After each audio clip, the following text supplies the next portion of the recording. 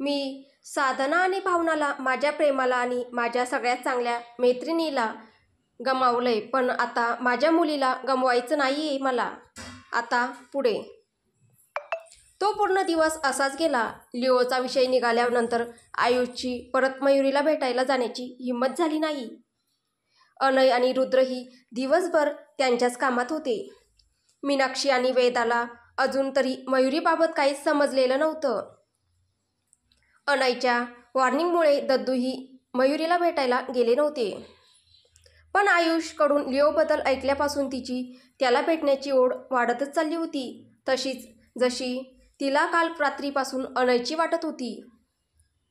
ती अनय आयुष यांच्यापैकी एकाची तिथे येण्याची वाट पाहत होती. पण सकाळची दुपार आणि आता दुपारची रात्र झाली होती तरी त्यांच्यापैकी कुणाचाच पत्ता नव्हता, ज्यामुळे तिची चिडचिड व्हायला सुरुवात झाली होती.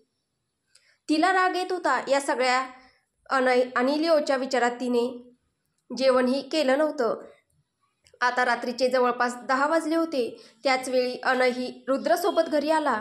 दिवसभर त्या दोघांनी त्या पकडलेल्या कन्साइनमेंटमधील माणसांची सगळी माहिती, ती लोक या जाळ्यात कशी फसली याबद्दल जाणून घेण्यातच गेला. शिवाय त्यांना उद्या प्रथमेश निंबाळकर यांच्या घरी होणाऱ्या पार्टीत प्रवेश कसा मिळवायचा याचीही तयारी त्यांनी केलीच होती. ओके अनय, सो आता आपण उद्या सकाळीच भेटू. त्या पार्टीत मी सकाळी लवकर निघेल इथून, तूही तयार राहा. ठीक आहे, good night. Good night. Rudra त्याच्या रूममध्ये निघून गेला. तसं हिंमत करून अनयने ही त्याच्या रूमचा दरवाजा उघडला आणि रूमवर नजर फिरवली. सगळ्या रूममध्ये पसाराच पसारा होता. सगळे बुक खाली जमिनीवर पडलेले होते. बेडवरचं बेडशीट आणि उशाही खाली जमिनीवर पडलेल्या होत्या. तिथे भिंतीवरील सगळ्या फ्रेम अस्ताव्यस्त झालेल्या होत्या आणि मुळात म्हणजे तिथे कुठेच मयुरी त्याला दिसत नव्हती. तो घाईने आत आला. सगळीकडे पाहिले पण मयुरी रूममध्येच नव्हती. तसं तो गॅलरीकडे गेला तर मयुरी तिथेच खाली बसून होती. तिचं पूर्ण शरीर थरथरत होतं. नजर एकाच जागी रोखलेली. एखाद्या दारुड्याप्रमाणे लाल झालेले डोळे.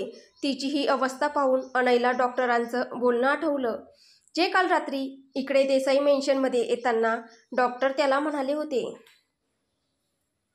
सर, तुम्ही त्यांना इथून नेताय, पण या मेडिसिनचे खूप सारे साईड इफेक्ट पण आहेत आणि यांच्या मेडिसिनचा कोर्स पूर्ण झालेला नसल्याने कदाचित त्यांच्यात हे इतर वेळी पेक्षा कमी किंवा नेहमीपेक्षा जास्त प्रमाणात दिसू शकतात. यात सगळ्यात मुख्य साईड इफेक्ट म्हणजे राग, जो ती व्यक्ती स्वतः प्रयत्न करून सुद्धा स्वतःचा राग कंट्रोल करू शकत नाही. अशा वेळी त्या व्यक्तीची अवस्था इतकी भयावह असते की तिच्याजवळ कुणीही जायला घाबरते, अगदी कुणीही. त्यावेळी यावर एकच उपाय आहे, तो म्हणजे त्या व्यक्तीला झोपेचं इंजेक्शन दिले जावे. अनयच्या कानात डॉक्टरांचे शब्द घुमत होते. सकाळी सचिन सोबत ऑफिसला गेलेला मनस्वने रात्री घरी जाण्याऐवजी त्याची कार एका सुनसान जागेवर न्यायला लावली. सचिन, उद्याच्या पार्टीची सगळी तयारी झाली आहे का? मनस्व त्याच्या कारच्या बोनटवर बसत बोलतो. हो सर, सगळी तयारी झाली आहे. आणि अनय आणि त्याच्या मित्राची पार्टीला येण्याची तयारी? त्यांचा प्लॅन नक्की काय आहे हे तर नाही समजलं, पण ते उद्या पार्टीला येणार हे नक्की. सर, अजून एक सांगायचं होतं. काय? ते शार्पचा मेसेज आलेला. अनय सर आणि त्यांच्या मित्राने त्या पकडलेल्या कन्साइनमेंटमधली सगळ्या व्यक्तींची माहिती मिळवली आज दिवसभरात आणि त्यांनी युनिटकडे रिक्वेस्ट पाठवली की या मिशनवर त्यांना ऑल द स्पॉट शूट करायची परवानगी, सोबतच या प्रकरणाचे सगळे निर्णय घेण्याचे राईट्सही मागितलेत आणि त्यांचा आजपर्यंतचा रेकॉर्ड पाहता त्यांना ते मिळालेही आहेत. दिस इज क्वाईट इंटरेस्टिंग. मला वाटलं नव्हतं ही दोघं इतकं टोकाचं पाऊल उचलतील. कदाचित म्हणूनच त्यांना युनिटमधील सगळ्यात बेस्ट टीम म्हटलं जायचं. हरकत नाही, तू जा घरी. मला आज कुठेच नाही जायचंय. मी ही रात्र आणि ही शांतता, आज आम्ही तिघेच राहणार आहोत. जा तू. मनस्व तिथेच बोनेटवर आडवा होत बोलतो. पण सर, रात्रीचे 12 वाजून गेले आहेत. सचिन प्लीज, मला ही माहीत आहे की 12 वाजून गेले आहे, पण तुला हे कळत नाहीये का की एक नवीन दिवस सुरू झाला आहे आणि तुला माहीत आहे मी दरवर्षी या दिवशी इथे येत असतो. आजचा दिवस सगळ्या जगासाठी इतर दिवसासारखा सामान्य आहे, पण माझ्यासाठी नाहीत. या लोकांनी सगळं मिटवून टाकलंय, अगदी सगळं. पण मी माझ्या आठवणीतून, मनातून हा दिवस कधीच पुसू शकत नाही. या दिवसाचं सत्य मिटवू शकत नाही. मनस्व डोळे मिटून बोलत होता, पण त्याच्या मिटलेल्या डोळ्यातूनही बाहेर आलेले अश्रू सचिनच्या नजरेतून सुटले नाहीच. सर, तसंही तर तुम्ही सगळं काही बदलण्याचा प्रयत्न तर करतच आहात ना, मग का इतका त्रास करून घेताय स्वतःला? तुमचे प्रयत्न पाहून मला खात्री आहे की एक ना एक दिवस सगळं नक्की ठीक होईल, चांगलं होईल, अगदी तसंच जसा तुम्ही विचार केला आहे. जे स्वप्न तुम्ही इतकी वर्षे जगत आला आहे ते पूर्णत्वास येईल. पण सचिन अचानक बोलायचं थांबला. पण काय सचिन, बोल ना, ऐकतोय मी. पण हेच सर की या तुमच्या स्वप्नात फक्त 2च व्यक्तींना जागा आहे, बाकीचे त्यात का नाही? म्हणजे अनय सर, त्यांची फॅमिली, तुमचे बायोलॉजिकल फादर. जेवढी मी या सगळ्यांबद्दल जाणतो, ही सगळी माणसं इतकीही वाईट नक्कीच नाही आहे. अनय सर तर किती प्रेम करता मयुरी मॅमवर, आणि त्यांचा भाऊही तेवढंच मानतो त्यांना. मग का असं दूर करताय त्यांना या सगळ्यांपासून? तुमच्या अशा वागण्याने तुम्ही खूपच स्वार्थी असल्यासारखे वाटता मला, जसे की तुम्ही नाही आहात याची मला पूर्ण कल्पना आहे. सचिन एका दमात बोलून मोकळा होत झाला. हा हा हा हा. मनस्व सचिन बोलायचं थांबल्यानंतर वेड्यासारखा विचित्रपणे हसायला लागला. आई ग, अगदी त्याच्या डोळ्यात पाणी येईपर्यंत पोट धरून हसत होता. पण सचिनला त्याचं हसणं दिसत नव्हतं, तर त्या लपलेला मनस्वचा त्रास, त्याच्या वेदना, त्याचं दुःख हे त्याला जास्त छळतही होतं आणि सलतही होतं. सर प्लीज, तुम्ही असं वागून मला घाबरवताय. अरे मग काय करू, बोल ना तू. प्रश्नच असा विचारलाय की माझ्याजवळ हसण्याशिवाय दुसरा पर्यायच नाहीये शिल्लक. मला सांग, जिथे दुधाने तोंड भाजलेला माणूस ताकसुद्धा फुंकून पितो, तिथे तू मला या जिवंत, स्वार्थी, मतलबी, नीच माणसांवर विश्वास ठेवायला सांगतोय? म्हणजे मी, माझ्या बहिणीने आणि आईसोबतच माझ्या देवाघरी गेलेल्या मावशीने ते सगळं सहन करावं? माझी आत्तूजी फक्त सत्य सांगायचा प्रयत्न करत होती. बघितलंस ना तिची काय अवस्था केली आहे यांनी. अरे ही लोक तिला जगूही देत नाहीत आणि मरूही देत नाहीत. एका जिवंत मृतदेहासारखी पडून असते दिवसभर. ना कुणाशी बोलणं, ना कुणाला काही सांगणं, काहीच नाही दिवसभर. फक्त त्यावरच्या पांढऱ्या छताकडे पाहत राहायचं बस. पण sir, Anay sir. Sachin please, माझा नाच कसल्याही प्रकारचा वाद घालण्याची इच्छा नाहीये. मला सांग, मिस्टर जाधवांची काय रिॲक्शन आहे या सगळ्यावर? सर, माणसं लावलीत का मला समजेल उद्याच. ठीक आहे, मग तू जा आता घरी प्लीज. सॉरी सर म्हणत सचिन तिथंच कारला टेकून उभा राहिला.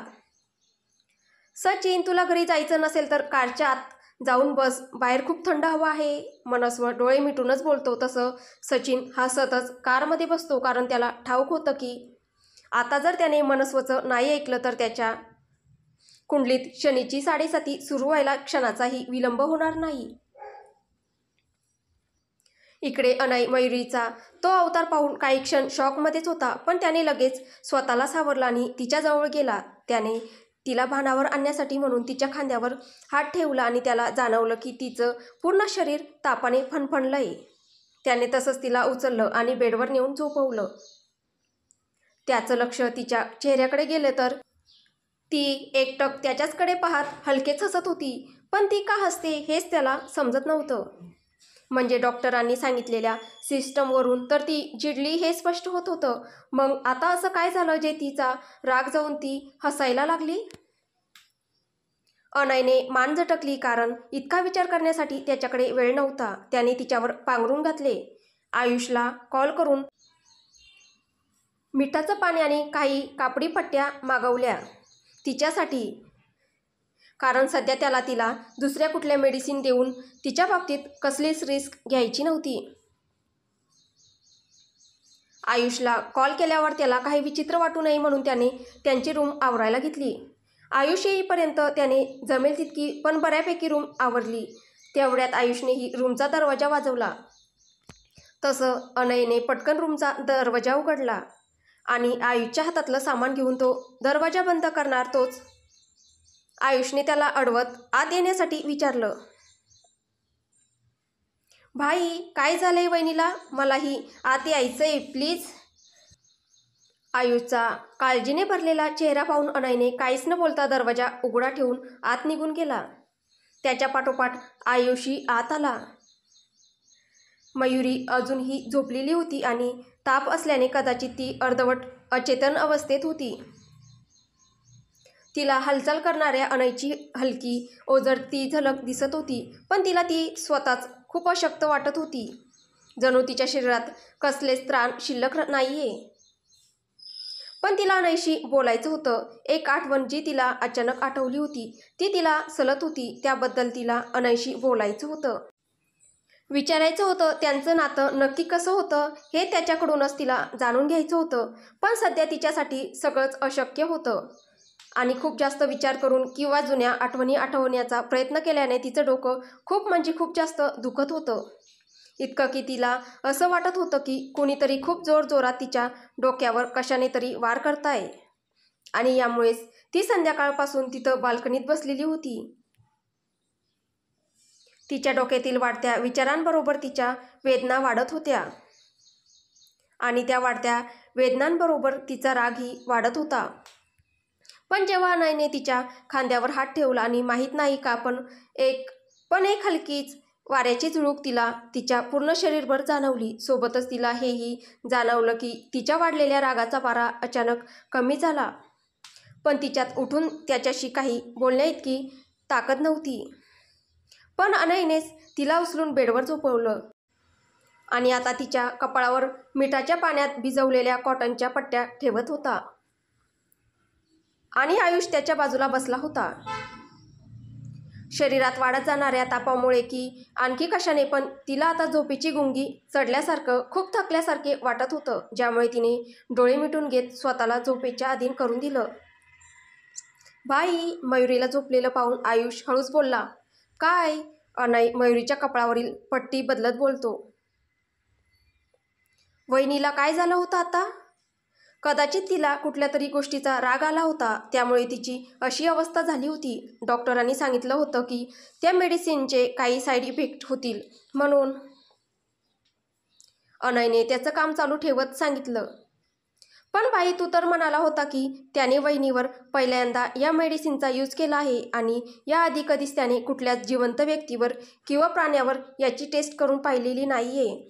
मग त्याने कुठल्या बेसवर हे सांगितलं की या मेडिसिनचे काही साईड इफेक्ट होऊ शकता म्हणून? आयुष काहीतरी विचार करत बोलला. त्याचं बोलणं ऐकून काही क्षण अनयचेही हात थांबले आणि त्याने विचार करणाऱ्या आयुषकडे पाहिले. काहीतरी होतं आयुषच्या नजरेत जे त्याला खटकलं. मी जो विचार करतोय तोच विचार तुझ्याही मनात आहे का? आयुषने त्याच्याकडे पाहणाऱ्या अनयच्या नजरेत पाहत विचारलं. अनय फक्त इतकंच म्हणाला आणि पुन्हा मयुरीच्या कपाळावरील पट्टी बदलायला लागला. इकडे डोळ्यांवर येणाऱ्या उन्हामुळे मनस्वची झोप चळवळली, म्हणून त्याने कूस बदलली आणि धप्प दिशी खाली पडला. आई, मनस्व कळवळून बोलला. खालच्या मातीतील बारीक खडे त्याच्या हाताला टोचले तसं त्याची उरली सुरली झोपही उडून गेली. काल कारच्या बोनेटवर बसल्यानंतर त्याला विचारांमुळे रात्रभर झोपच नाही आली आणि सकाळी डुलकी लागली तर ह्या उन्हामुळे सगळी झोपच उडाली. मनस्व कपडे झटकत उठून बसला. त्याचे विस्कटलेले केस, अस्ताव्यस्त झालेले कपडे, मुळातच गोरा असलेला पण उन्हामुळे जरासा लालसर झालेला चेहरा, असा तर तो दिसायला आताही काही कमी दिसत नव्हता. मुळातच तो दिसायला हँडसम होता, पण आता त्याच्यात हलकीशी अभिची झलक दिसत होती. ही गोष्ट कारमध्ये बसलेला सचिन नोटीस करत होता.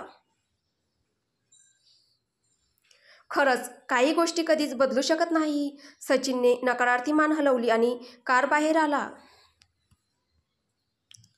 सर, सकाळचे 9 वाजले. तुमची आई घरी तुमची वाट पाहत असेल. आजचा दिवस त्यांच्यासाठी किती महत्त्वाचा असतो हे तुम्हालाही माहीत आहे. सचिन कपडे झटकणाऱ्या मनस्वकडे पाहत बोलतो.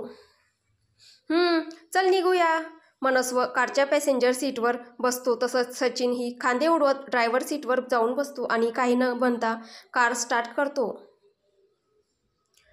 ब्लॅक 3 पीस सूट आणि काही बॉडीगार्ड्सच्या फौजेसह रुद्र निंबाळकर मॅन्शनसमोर थांबला होता आणि चक्क त्याच्या स्वागतासाठी म्हणून मिस्टर प्रथमेश निंबाळकर स्वतः गेटवर उभे होते. रुद्रने स्वतःचा पूर्ण मेकओव्हर केलेला होता, त्यामुळे अगदी अनयसुद्धा त्याला ओळखू शकणार नव्हता. रुद्र आणि त्याच्या बॉडीगार्डच्या कार गेटवर येऊन थांबल्या. तसं प्रथमेश रुद्रच्या स्वागतासाठी पुढे आला. वेलकम मिस्टर रुद्र सागर राठोड, माझ्या छोट्याशा घरात तुमचं स्वागत आहे. कार बाहेर आलेल्या रुद्रच्या समोर शेक हँडसाठी हात पुढे करत बोलतो. Nice joke mister Nimbalkar. Rudra त्याच्या संपूर्ण घरावर एक नजर टाकत NRI लोक बोलतात तशा टोनमध्ये बोलतो. If your house is small I will have to call my house a hut. Rudra हसत बोलला, पण त्याच्या मनातून तो प्रथमेशला मात्र शिव्यांची लाखोली वाहत होता. तर पुढे काय होईल हे आपल्याला पुढच्या भागात पाहायला भेटेल.